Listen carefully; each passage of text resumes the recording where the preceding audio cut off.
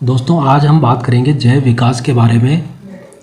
और मुझे उम्मीद है कि आपने ये टॉपिक जो है वो पहले भी कई बार पढ़ा होगा, लेकिन अगर आप इस टॉपिक को अच्छी तरह आज तक नहीं समझ पाए तो मैं आपको ये यकीन दिलाता हूँ कि ये वीडियो देखने के बाद में आपका जैव विकास का टॉपिक जो है वो बिल्कुल क्लियर हो जाएगा।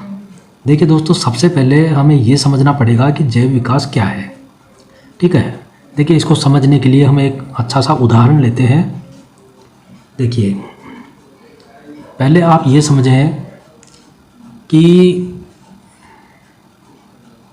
कोई भी जीव हो, चाहे हम मनुष्य हो चाहे कोई भी जीव हो, वो जिस वातावरण में जिस स्थान पर रहता है उस स्थान के लिए वो हमेशा अनुकूलन पैदा करता रहता है। ठीक है, नहीं समझे? देखिए मैं बताता हूँ आपको। एक तालाब है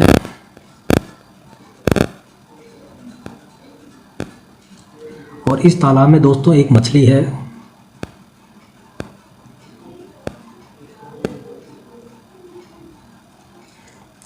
और ये मछली जैसे जैसे इस तालाब में अगर खाने की कमी होती है किसी भी कारण से, तो ये मछली जो है वो कोशिश करती है कि वो समुद्र का जो किनारा है उस किनारे पे ये बार बार आने की कोशिश करेगी, क्योंकि इसको पानी के अंदर जहाँ पे ये रहती है वहाँ पर इसको भोजन की कमी हो गई।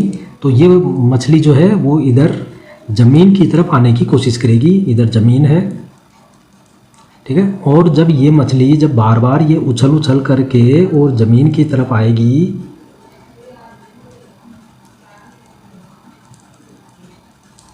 और ऐसा जब कई बार होगा तो इसके शरीर में अपने आप कुछ ऐसे बदलाव होने लगेंगे कि ये मछली जो अब तक पानी में रहती आई है ये भविष्य में ज़मीन पर भी रहने लगे। और ऐसा क्यों होगा? क्योंकि इसे ज़रूरत है भूमि पर आने की। और इसी प्रकार जब ये धीरे धीरे जब ये ज़मीन पर आएगी तो इसके शरीर में अपने आप कुछ ऐसे लक्षण, कुछ ऐसे चेंजेस होने लगेंगे कि हो सकता है कि आने वाले कुछ हज़ार लाख साल बाद में ये मछली जो है वो ज़मीन पर भी आसानी से रहने लगे। ठीक है, तब इसे पानी की ज़रूरत भी नहीं होगी और ये मछली जो है वो भूमि पर, ज़मीन पर आसानी से रह लेगी। तो इसी प्रकार यहाँ पे देखिए कुछ ऐसे जीव भी हैं, जैसे मेंढक है, कछुआ है, मगरमच्छ है। ठीक है, ये आपने देखे होंगे, ये उभयचर जंतु है जो ज़मीन पर और पानी में दोनों जगह आसानी से रह लेते हैं। तो ये इसीलिए रह पाते हैं। ठीक है, और भी बहुत से उदाहरण है हमारे सामने। तो आप ये हमेशा ध्यान रखें कि कोई भी जीव है, चलिए हम अपने मनुष्य की बात करते हैं। यदि मनुष्य है, अभी मान लीजिए कि मैं राजस्थान में रहता हूँ और राजस्थान में गर्मी बहुत ज़्यादा है, तो मेरा जो शरीर है वो गर्मी को सहन करने के हिसाब से क्या है, अनुकूल है। मैं गर्मी की परिस्थितियों में आसानी से रह सकता हूँ। लेकिन अगर मुझे ज़्यादा सर्दी के इलाके में अगर छोड़ दिया जाए तो मैं वहाँ पर जल्दी सर्वाइव नहीं कर पाऊँगा।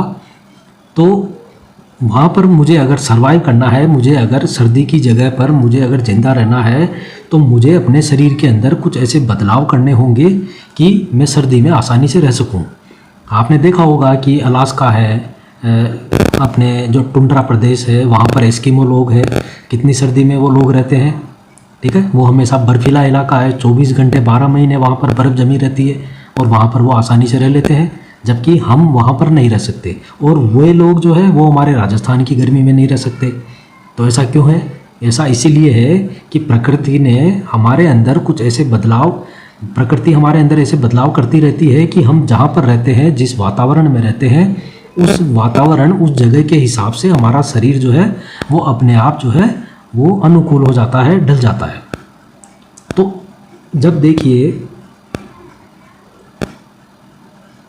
अब जैसे आप एक और उदाहरण लेते हैं, रेगिस्तान में जो पौधे पाए जाते हैं, आपने अगर देखे हो तो ये पौधे कुछ इस तरह के होते हैं। ठीक है, देखिए, और इन पे हमेशा कांटे पाए जाते हैं। और इस तरह के जो पौधे होते हैं ये कैक्टस प्रजाति के होते हैं, कैक्टस। तो यहाँ पे देखिए, आपको रेगिस्तान में जो बिल्कुल रेगिस्तानी इलाका होगा वहाँ पर आपको इस तरह के पौधे ज़्यादा क्यों मिलेंगे? क्योंकि यह भी एक अनुकूलन ही है।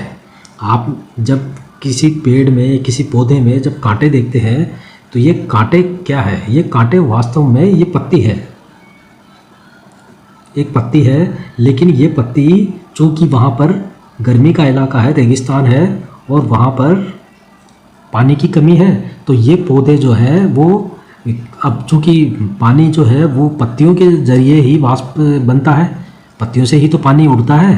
तो इसीलिए ये पत्तियाँ क्या करती है, अपने आप को सिकोड़ करके और एक कांटे का रूप धर लेती है, जिससे पानी कम से कम वाष्पोत्सर्जन हो, पानी कम से कम भाप बनकर उड़े।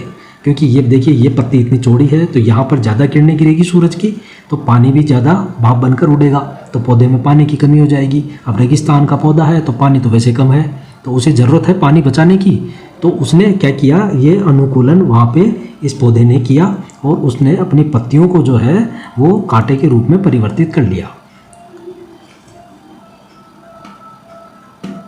अब देखिए, ये जो कैक्टस है यहाँ पे आपको कोई पत्तियाँ नज़र नहीं आएगी, इसमें, इस पौधे में आपको कहीं पत्तियाँ नज़र नहीं आएगी। अगर आप एलोवेरा को जानते हैं, इस तरह का एलोवेरा पौधा होता है जिसको हम ग्वारपाठा भी कहते हैं, इस तरह का, तो इसमें भी आपने देखा होगा कि पत्तियाँ नहीं होती। तो ये जो है ये इसी कारण है कि पानी कम से कम वहाँ पर खर्च हो, तो इसी को हम कहते हैं अनुकूलन। और अब इसी अनुकूलन से ही देखिए जैव विकास जुड़ा हुआ है, ठीक है। अब जैसे अभी हम मछली की बात करते हैं, अभी हमने मछली की बात की, जब ये मछली पानी में आराम से रह रही है, इसको कभी ज़मीन पे जाने की ज़रूरत नहीं पड़ी, तो इसने अपने आप के अंदर, खुद के अंदर कोई बदलाव नहीं किया। लेकिन जब इसके पानी में जब खाने की कमी आ जाएगी या इसको किसी भी तरह की कोई दिक्कत अगर इस पानी में आने लगेगी, तो ये मछली कोशिश करेगी कि ये धीरे धीरे कहाँ पे आए, पानी से बाहर आए, ताकि इसको अपना भोजन पानी मिल सके। तो जब ये धीरे धीरे बाहर की तरफ आएगी तो इसमें धीरे धीरे कुछ ऐसे बदलाव होने लग जाएंगे कि ये मछली ज़मीन पर रहने लग जाएगी।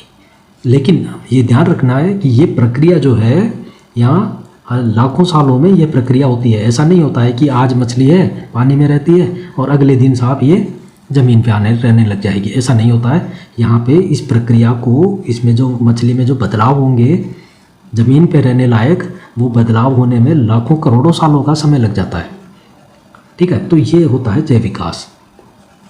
अब देखिए, आपको पता है, आपने सुना भी होगा कि हमारे जो पूर्वज हैं वो क्या थे, बंदर थे।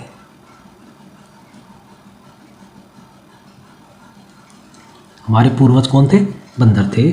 और बंदर से आज हम मनुष्य कैसे हो गए, सोचिए। तो ये बंदर जो थे ये जंगली वातावरण में रहते थे, तो यहाँ पर देखिए जंगल में रहते थे, इनके पास रहने का कोई साधन नहीं था, कोई मकान नहीं होते थे उस समय। तो सर्दी गर्मी से बचने के लिए इनके शरीर पर क्या होते थे, घने बाल होते थे। तो जब, लेकिन आज ये बाल जो है हमारे शरीर से काफ़ी कम हो चुके, क्योंकि आज हम जंगलों में नहीं रहते, आज हम घर में रहते हैं। तो घर में हम धूप से, बरसात से या मौसमी जो प्रकोप है उनसे हम बचे हुए रहते हैं, इसलिए अब ज़रूरत नहीं है बालों की। तो ये बाल जो है आज लगभग ख़त्म हो चुके, और ये बदलाव हमेशा चलता रहता है, ये बदलाव आगे भी चलता रहेगा, ये पक्की बात है।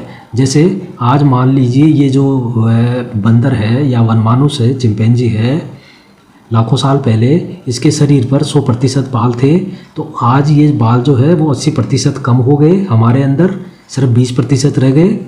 तो इसका मतलब ये है कि आने वाले समय में ये 20% भी कम हो जाएंगे।